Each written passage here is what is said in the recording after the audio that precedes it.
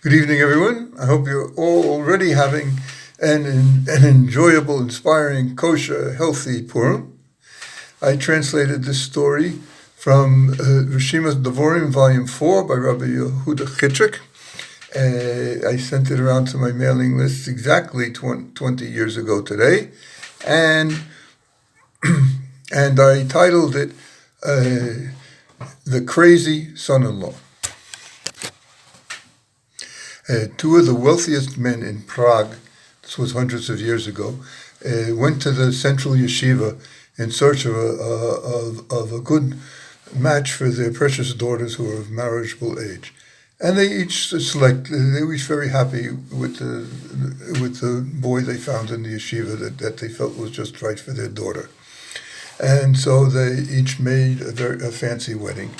And afterwards, the two, as part of the wedding contract, so the two stayed in yeshiva, or like kollel for married guys, supported by their fathers-in-law. It turned out that the two new young husbands had very different personalities.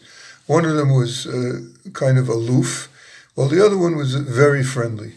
And he became very popular with the people in the town because of his openness and friendliness. To the extent that after a while, the father-in-law of the aloof young husband became jealous of the other father-in-law because his son-in-law was so much more popular.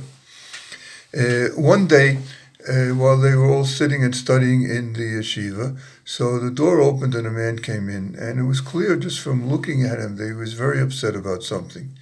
So the popular son-in-law came running over and asked him what's troubling him. He said, it says, I'll do my best to help you. And anyway, it says in the Gemara that somebody that is troubled by his worries, you should talk it over with somebody, and this will help him find relief.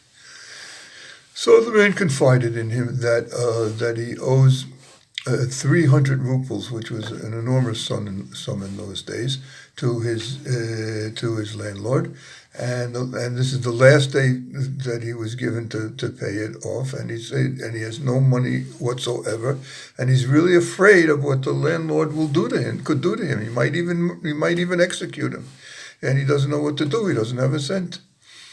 So the popular son-in-law thought for a moment. He says, "You know what? I think I can help you. Just wait here." And off he went. Where did he go? He went to see the father-in-law of the other Chatan, and who was wealthier even than his own father-in-law. And more importantly, it was known that he had connections with the local non-Jewish nobility, and even lent them money from time to time. So he came to the other father-in-law's house, and and he told him the sad story of the man who had just come to town, and asked him would he provide a loan to cover his debt of 300. It wasn't rubles, gulden, gold coins. That father-in-law, the other father-in-law, saw this as an opportunity, the opportunity he'd been waiting for. He said, "Look, my connections aren't going to be able to help you. That's not going to work out. But I myself will lend you the money, the 300 gulden. But on one condition." What's the condition?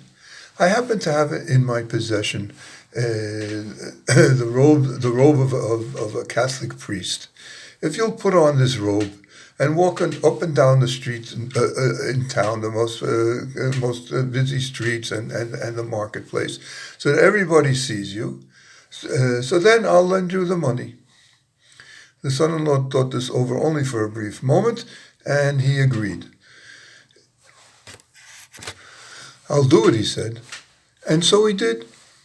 He paraded up and down the streets and in the marketplace, and the word spread very quickly, and pretty much the whole town, the whole Jewish community, saw him, and they couldn't believe their eyes. This respectable, popular Torah scholar going around in dressed like a priest. It wasn't Purim. And they decided he must have lost his mind. Something must have snapped, and he's gone crazy. His friends and his family knew that he wasn't crazy. They thought he was normal, but they couldn't understand why he did this. And when they would ask him, he refused to say anything. He refused to explain himself. So that was the situation. The townspeople thought he was crazy, and his friends and family were perplexed. The years went by. Somewhere during that time, the other father-in-law had sold the priest's robe to a tailor, to a Jewish tailor. And the Jewish tailor was interested to buy it because it was of a very high-quality, pure linen. And he decided that he could sew for himself burial shrouds out of the pure linen, which he did. And he left the word with his family, or in his will, that when his time comes, so he should be buried in these pure linen shrouds that he had sewn for himself. So the time came, he passed away to his eternal reward, and he was buried in those linen shrouds that he had sewn. The following night, it was a night or two after the burial, he appeared to the Chief Rabbi of Prague in a dream, and he requested of the rabbi that he arranged that I forgot the word, that his coffin should be dug up. And I forgot the English word. That his coffin should be dug up. Why? He explained. He said the extraordinary dedication and self-effacement and the genuine Mesirat Nefesh, self-sacrifice that the young man had demonstrated in doing this crazy-seeming act and making himself a mockery of the town, only in order to help another Jew who he didn't even really know. So this drew into the linen, the garment, the linen of this garment, an extraordinary level of holiness. As such, the prosecuting angels, the damaging angels, weren't able to do anything to him, except the shrouds were a bit small, so he had added another piece of linen, a piece of linen from another garment. And now the attackers were able to get to him through this. So he was requesting of the chief rabbi that he should inter, is that the word? He should disinter him and remove that piece of linen that made him vulnerable. So the rabbi was very amazed by this dream, but he did that as he was requested.